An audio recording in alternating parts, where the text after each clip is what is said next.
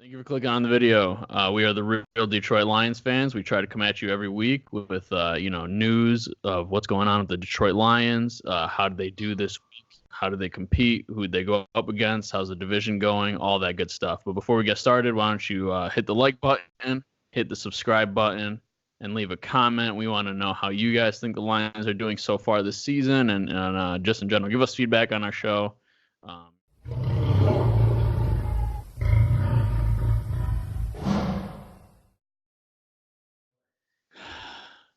How do you feel, Andrew, after this successful bye week? Well, we didn't lose. Moved up in the power rankings. It's the best kind of bye week. So overall rank-wise, I think we're like 9th or 8th in the league because of our record. I know, but it's nice because if we win, then we'll move even higher, since we already have the bye week and stuff. So it's interesting, but I haven't heard anything from the Lions, dude. Like, this whole week, I thought, they would be posting some articles, maybe talking about the injuries, whatever. Right. How our players are doing. Nothing has come out. So it's been very quiet this past week. Yeah. Why don't we start with that? Why don't we go with who is injured that we know of? And, there's no news to go on, but you might as well just mention them, what the injuries are, at least to our knowledge. So why don't we start with guy that we got this offseason who's been awesome for us, and I love him on our team, Danny Amendola. He had that really nice toe tap drag catch, and then he hit his head and his chest and his shoulder on the floor, and he went to the locker room. We didn't really know what happened there. What was the concussion? Was that it? Honestly, I haven't found any information, but when they took him to the sideline, there's nothing. Like, they're playing the same game the Patriots play with the injuries. Like, you don't know, and it's just like, okay, I'm not gonna get to it yet, but yeah, Amendola, they were lifting up his jersey when he first got hit, and it looked like they were checking his ribs, not even his chest, his shoulder, or his head. So I'm wondering if maybe he fractured or broke some ribs on that play. Yeah, now that you're mentioning, I think I did hear something about ribs. Maybe it was a rib. Okay. Yeah. All right. I mean, why don't we move on to the next guy? T.J. Hockenson. Maybe we know a little bit more about him. Dude, it looked pretty nasty. I mean, the dude got knocked unconscious. Yeah. He laid on his shoulder, his head. From what I have found out, it seems like it's a shoulder injury and a concussion. So his concussion looked pretty bad. I mean, it was by no means like one of those, you might get knocked unconscious very quickly and then you pop back up, go under the radar type thing. Like, it was a very bad concussion. So I'm hoping that, with the bye week and not even playing until next Monday, like 15 days is enough for him to heal up. But, I mean, I wouldn't be surprised if he misses our next game because of that. Yeah, I mean, and this is kind of a theme with all of our injured guys. It seems like the bye week came at a pretty good time because, like, he would have definitely he would have definitely not played this week if we did have a game. So, yeah, it's good that, we have a chance for our players to heal up. All right, so how about this guy, Deshaun Hand? So he hasn't played at all this season. Have we heard anything about him yet? So he was an elbow injury. Yeah. So what I know is he hurt his elbow in the off season, and he was rehabbing just fine during the off season, preseason, whatever. And he suffered a setback right before the regular season started. And I mean, the dude's been out, and I don't know what kind of elbow injury it is, but I remember he was wearing a brace during the off season, whatever. But I mean, to keep you out 4 weeks, this is the 5th week with a bye. If he doesn't play next week, you might as well have put him on IR at that point and brought in another player or something. But I don't know. I mean, it must be really bad. And this sucks because he's very valuable to our D-line, and we have other injuries on the D-line. Yeah, for sure, man. Even guys that aren't injured right now, like guys like, Trey Flowers, he was injured all offseason. Damon Harrison, he was injured all offseason. So it's like, we're just hit with injuries right now. Yeah, and Mike Daniels' foot. Mike Daniels. Yeah, how's I need to see him versus the Packers. I need to. Yeah, I'm hoping he comes back, but I mean, he got hurt. What was it, Kansas City game or the week before? And dude, same thing. Okay, so long story short, all of these injuries, nobody knows anything about the timetable. So I'm just gonna list them off. All right, defense. Okay, do it. You got Mike Daniels, Deshaun Hand. You have in the linebacker core, Davis is banged up still. Secondary, we have Slay is hamstring, Quadri Diggs hamstring, Mike Ford, I'm not sure what the injury was, but he went out for a little bit.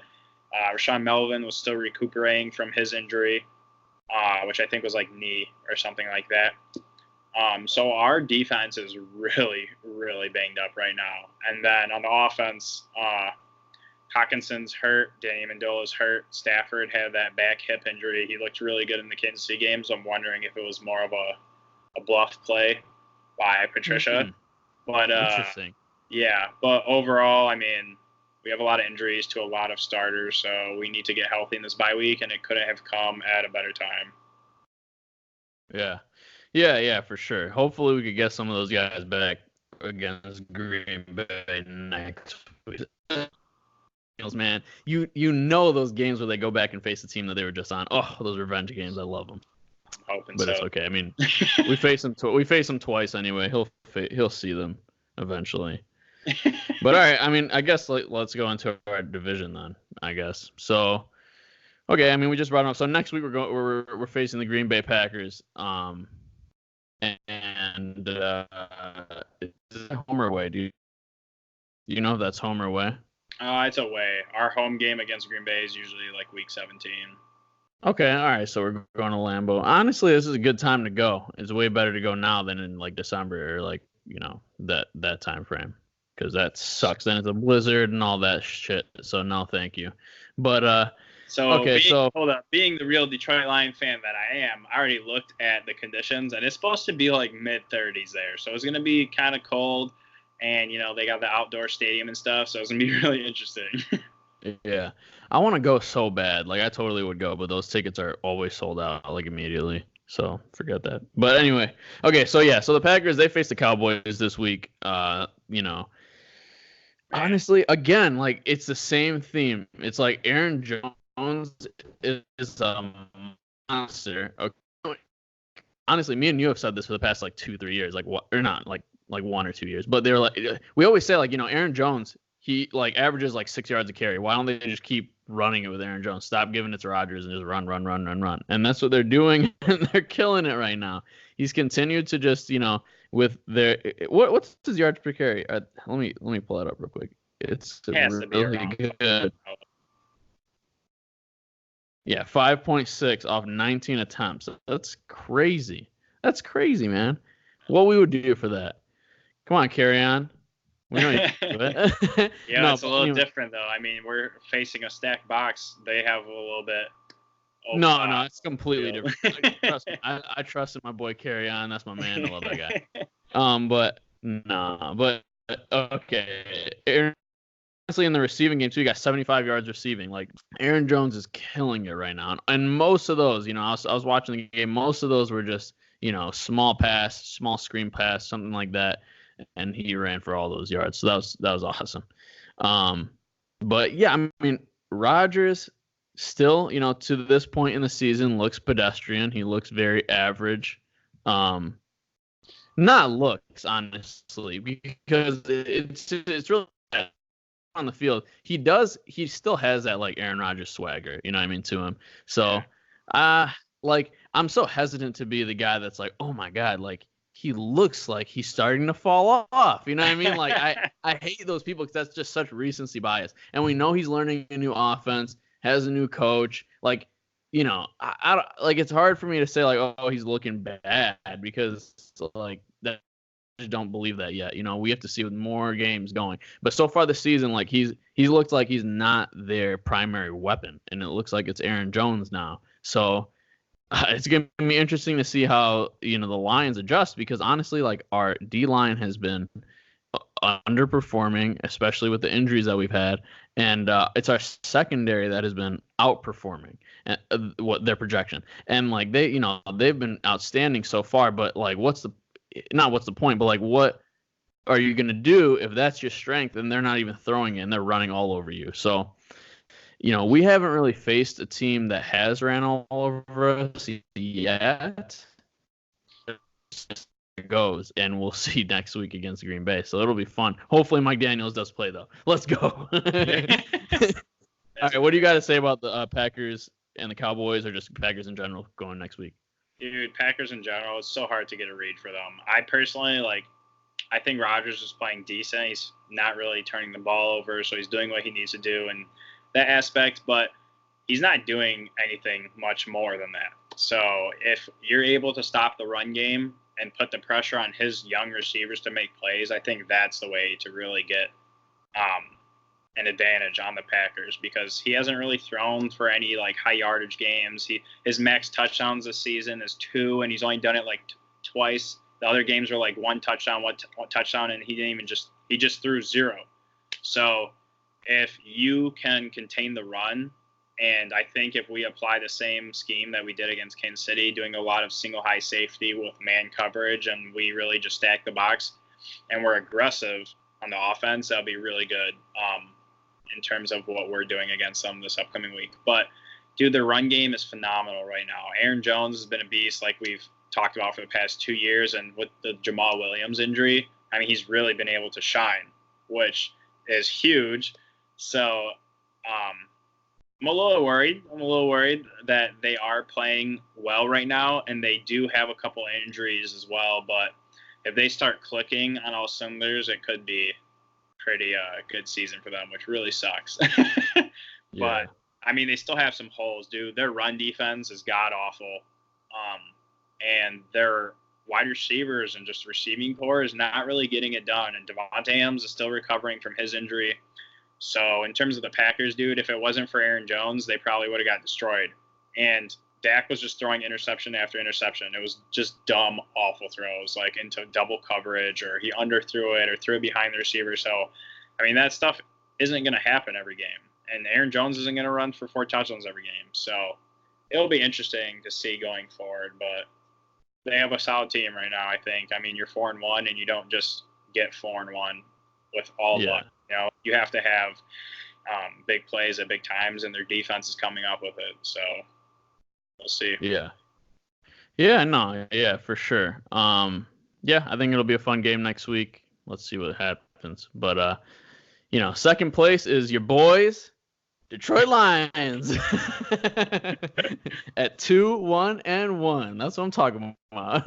Well, I mean, if we win this game, dude, we're at the top of the division. So this is a statement game. I know people say Kansas City was really important, but if you can beat Green Bay at their stadium this early in the season, dude, that is huge. Not only for our division record, but just in general with the NFC and our team, coming out of a bye, that is a huge game.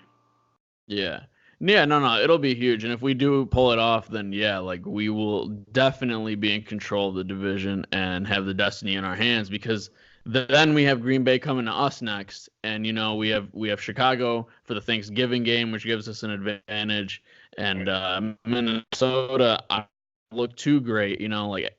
Cousins doesn't look like he could throw that much. And then our secondary has been looking godly. So I don't see how he's going to The only thing is Dalvin Cook's, just like Aaron Jones, running all over the field. So how are we going to defend that? It's going to be so crazy.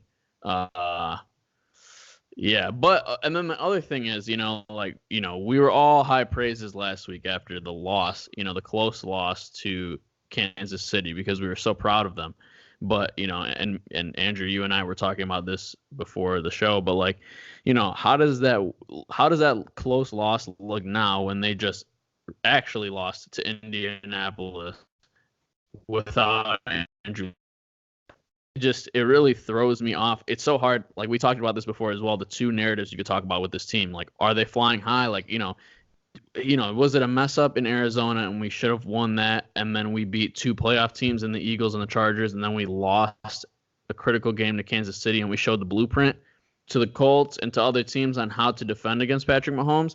That's the positive side you can look at it. The negative side is, we couldn't hold on to the victory against Arizona, so we tied, and then we faced, a very injured Chargers team and Eagles team. We faced very injured both, and victories almost, lost those as well. And then we came out to the Chiefs and we showed a good game, but then we lost. Like we could easily be 0-4, and we could easily be 4-0. It's so hard to get a grasp on what this team is.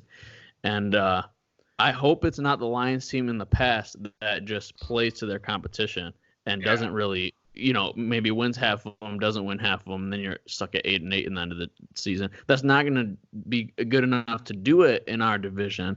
And, we've seen teams like that before here in Detroit, and I don't want that here. Like, that is the last thing I want to see. Yeah. Okay, let's move on to the worst half of the division. The bottom of the division. Talking about the third and fourth team, Yes. All right, dude, I want to start off with the Bears. Okay. I have been talking about these fucking Bears for like 3 years, bro. What? Their quarterback play is so bad. They don't even have sad. Trubisky in right now. I don't even care. I said Trubisky sucks. He does. And Chase Daniel sucks. Dude, they aren't running the ball like they used to when they had Jordan Howard, which, by the way, was just beyond idiotic to get rid of him, considering he averaged like 5 yards a carry over his career there and rushed for over 1,000 yards every time. Dude, their running game is non-existent. And their passing game, like their quarterbacks suck. Like, I don't know what it is. If it wasn't for Allen Robinson, they probably wouldn't even pass 100 yards passing each game. How did this happen? Because Nagy came with all these creative play calls. He looked very dynamic. He looked like he can adjust. He looked like he could really play call. What happened? Do you know? Dude, is there any? It's second-year coaching. It's the fact that teams aren't afraid of what the quarterback can do. I mean, if he's only throwing like 200 yards a game, like who cares? Let him do whatever he wants. Stack the box, whatever. But Jordan Howard was the one that was getting them all the yards. Cohen was a supplemental back, and he was, that change of pace back. But they're not using their backs like they did last year, and it's just falling apart. Like they're not as creative. You don't see all those like flea flickers and jet sweeps and like all this crazy stuff happening. Like it's very bland. And honestly, like I said, without Allen Robinson, their offense would look even more pathetic than it already is. And if it wasn't for their defense, they probably would be 0-4 right now. I mean, 0-5 right now. I mean, their defense is holding teams to very low points, and they gave up 17 points in one quarter. Big whoop, whatever, blah, blah, blah. The offense was sucking, getting turnovers. But, like, besides that, they've played phenomenal football. Like, their defense and their offense just can't get anything done. So if you can put over 20 points up against them, you're probably going to win. And there's a lot of explosive offenses. So I'm not worried about the Bears. Their defense, but if you can, like I said, if you can put up about 20 points on them and limit your own turnovers, you're going to win because they can't drive down the field and score. Yeah. Yeah, and honestly, I mean, I agree with everything you said. And totally, like, since they got rid of Jordan Howard, that really did take away their run game. They can't power run up the gut. That limits their options, and it makes them more predictable. Similar to the Lions when they didn't have any kind of run game.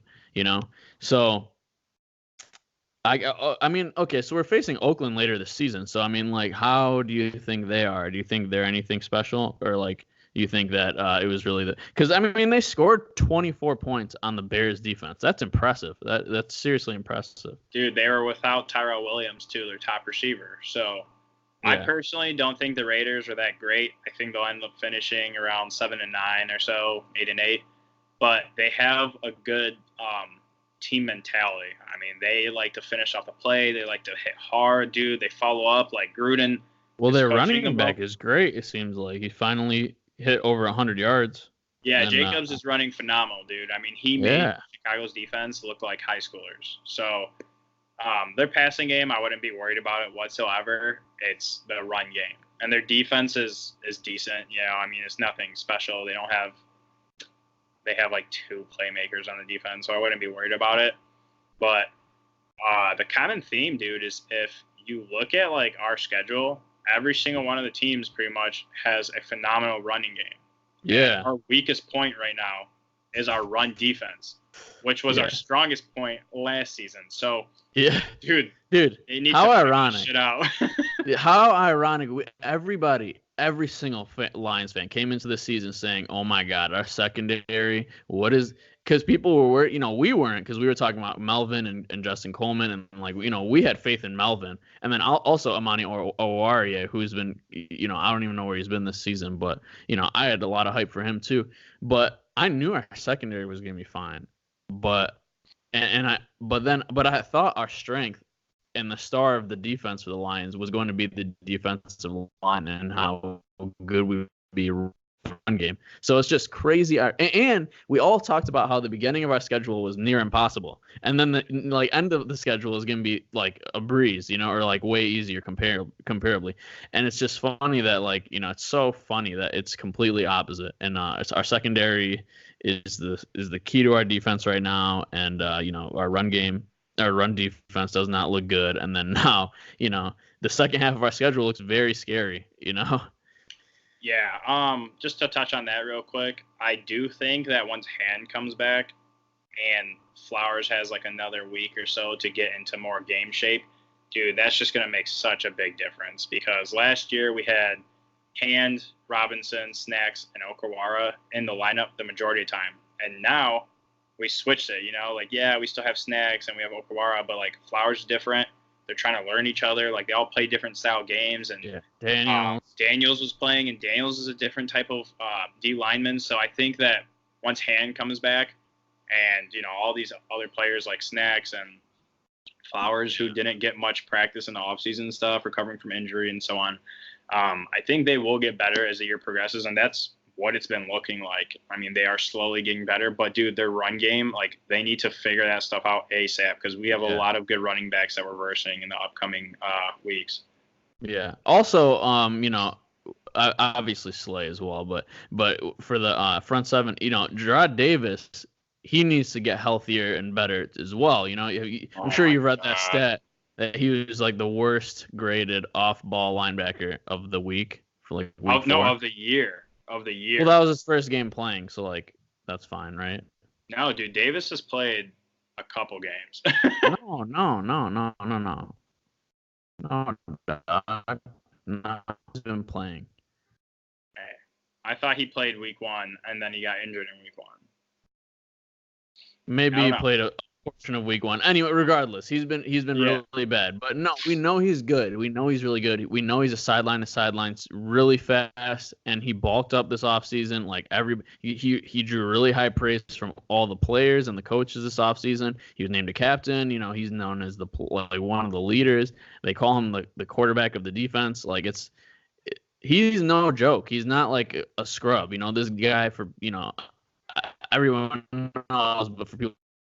First round pick, first year that Bob Quinn came here. Like he's really good. I want to see him play when he's really healthy and solid, and I feel like that's overlooked a little bit. But okay, enough about the Bears. All right. Yeah, the Bears. Let's move on. Yeah, the Bears. We took half of that and turned it into line, whatever. All right. Last team in the division is the Vikings. So. Dude, the Vikings. Go ahead. Just go ahead. I mean, the Vikings, their run game is phenomenal. Like, Dalvin Cook is running like AP was running, dude, when he used to play there.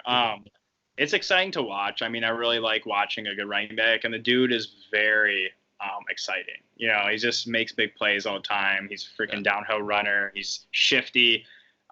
It's good. On the other hand, their passing game is god-awful. They had a very good week in the passing game this week, but it came after Adam Thielen made comments. Stephon Diggs made comments, and he commented that every rumor has truth to it about him wanting a trade. And dude, like the wide receivers are fed up there, and it did spark something in their offense. And I did talk about that last week. It's either going to blow up in their face or it's going to cause something to get going. And dude, Adam Thielen had a phenomenal game. Kirk Cousins had a pretty good game. Galvin. Well, the Giants' defense isn't that special, right? Like the Giants' defense, it's not that big of a deal that they scored a bunch of points on the Giants and had a bunch of passing yards. Like I'm not that high on it, and like I'm just annoyed that they get to face the Giants without Saquon Barkley. You know what I mean? Yeah. And without Gallman, he got knocked out.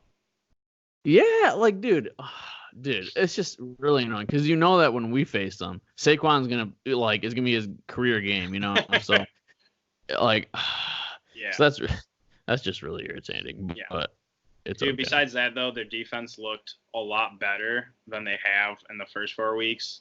They got after quarterback. They had 4 sacks. They limited a lot of completions. Daniel Jones completed only like 50% of his passes. They couldn't run against the Vikings. Like, they had a lot going for them. So their defense is finally stepping back up, and their offense is clicking a little bit more.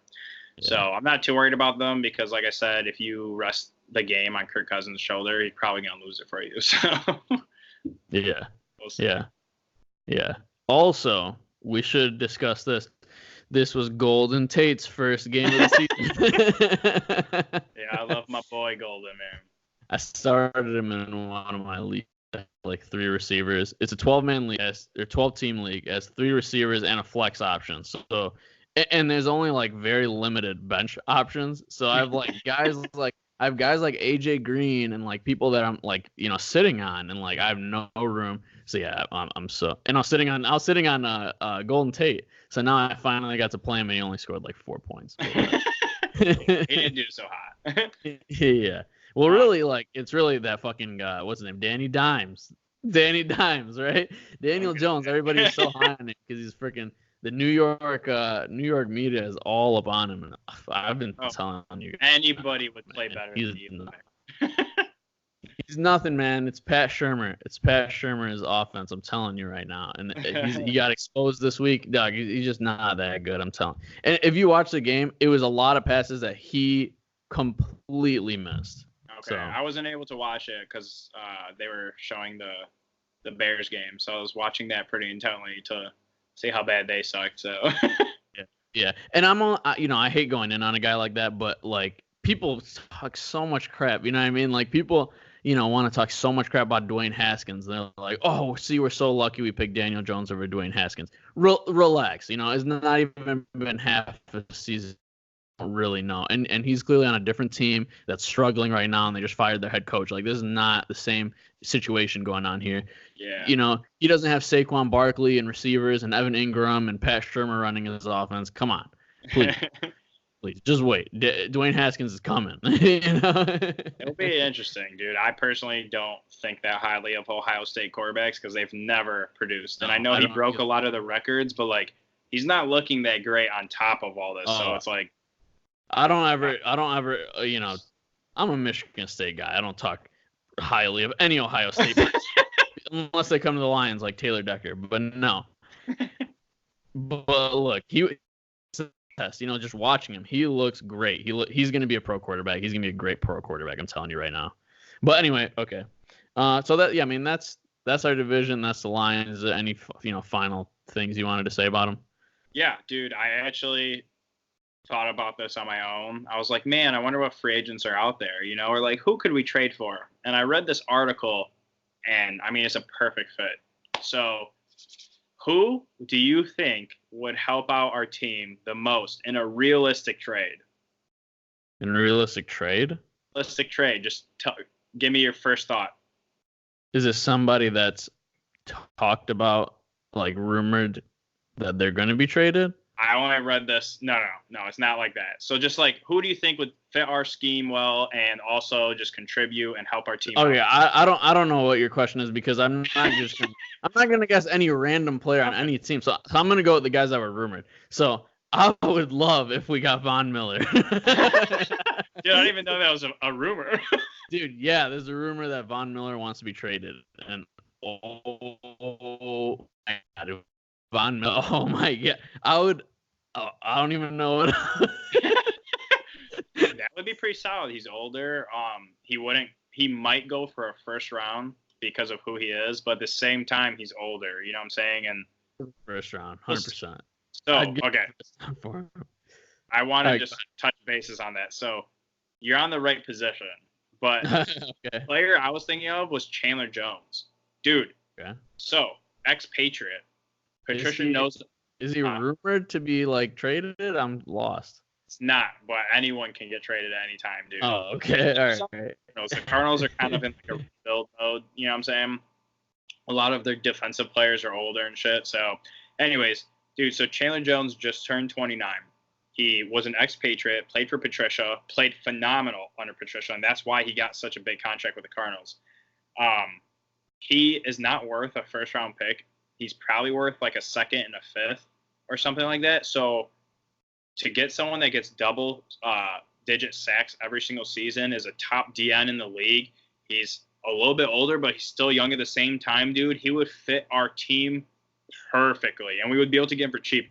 I'll fucking trade 2 second-round picks for someone like that, let alone second, fifth, second, fourth, and he go for first. So, like, dude, this guy would fit phenomenal. It would help our pass rushing problems. It would help our running rush defense problems. Like, I think another DN that's more of a pure pass rusher type DN would be phenomenal for our team.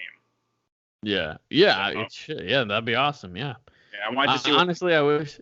No, I mean, you should have told me before then. I would have came up with somebody. Like, I can't just come up with somebody. Yeah, there's a ton of dream trades I would love. I'd love for the Lions to, trade for like freaking anybody.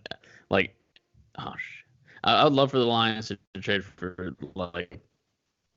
Let me get Aaron Donald, please. Hey, that's unrealistic. Get Khalil Mack, or Anthony Barr from the Vikings. Yeah, that'd be awesome if we could get a division, player. That'd be crazy. All right. But yeah, no, out of the rumored guys, I would love Von Miller.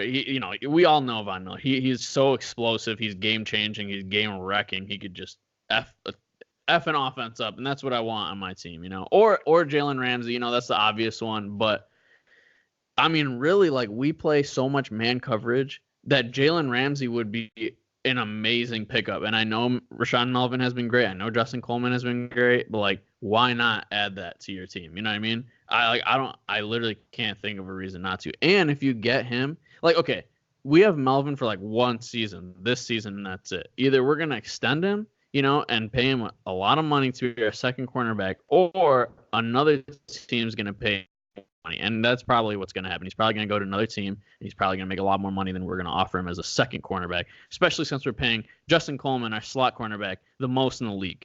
And Darius Slay wants an extension, so he's probably going to be paid most in the league as well. So we're not going to do that for somebody like Rashaan Melvin, but we might do that for somebody like Jalen Ramsey. So do you want, are you saying, oh, no, keep just Rashaan Melvin because we're good this year? Or are you looking towards the future and maybe we can get Jalen Ramsey and extend him for like 4 or 5 years? And then we have like Darius Slay, and Justin Coleman, and Jalen Ramsey locked up for multiple years. That would be crazy. See, I would love to have Ramsey. I mean, the dude's a beast. He talks shit, all this stuff. But realistically, to trade 2 first-round picks. Oh, yeah, no, I wouldn't do that. No way. Yeah, 2 first-round picks on top of paying him top contract. Like, I would rather go with a DN like Chandler Jones, who's still phenomenal. He's not going to get a top contract again. You won't have to trade 2 first-round picks. And he's on the D-line where we need more help. Because like you said, dude, our secondary is playing really well right now, and that's with a couple injuries. So when Slade comes back, Diggs comes back, you know what I'm saying? We're at full health. Like, it's different. So I would rather have better pass rush and stuff right now. So, okay, question for you. Would you, if you had the opportunity to get one of these guys for a first-round pick, would you do it or would you not do it? You would do it? Oh, out of Ramsey and Jones? Ramsey, Jones, or Von Miller, 1 first-round pick. Would you do it? For sure. I personally would rather take a player that's proven himself in the NFL than a first-round pick that could be a bust. I mean, if you look at a lot of first-round players, they are out of the league in a couple years. So I would definitely take a bona fide Pro Bowler. No, but you're knowing that you have to extend them. You know you have to extend them. Yeah, I mean, it sucks. It sucks for the cap, but I would do it for a first round. I mean, if you can get a Von Miller for a first-round pick, like, dude, I'll freaking pay the money. It's the same thing as trying to get a free agent player and pay them. And it's the same crap as trying to get a first-round player with an early pick that you're like, all right, dude needs to come in and play. But with doing something like signing Von Miller or someone, like, the player you're getting, he's going to be a beast. And, like, you're just paying him. Like, if you can deal the cap money, I would 100% do that. Yeah, I don't know. It's tough. It's tough, man.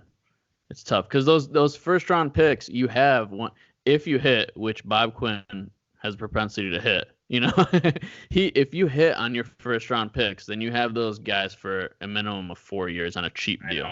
So it's tough, and like it's tough to give away a first round pick. But I agree with you. I would give away a one first round pick for somebody like with an elite status like that. But I would never give up 2 first round picks. That's insane. It would have to be like one of the best quarterbacks in the league if we needed a quarterback. That's the only way I'd give up 2 first round picks. The only player I would ever give 2 first round picks up for is Aaron Donald because I freaking love him. And the dude is by far the most dominant defensive player I've ever seen in my entire life. I mean, hands down. I mean, he almost broke the freaking sack record as a defensive tackle. Like, that is ridiculous. I mean, they have to double team him, triple team him on every play, and he still makes plays. Like, the dude's a freak animal, and he's still really young. So he might be the only one for me too. Can't argue with that at all. All right. Well, that's all we have for you guys. Thank you for clicking on the video and watching. We're the real Detroit Lions fans. If you're a real Detroit Lions fan, I want you to hit subscribe, hit the like button, and leave a comment.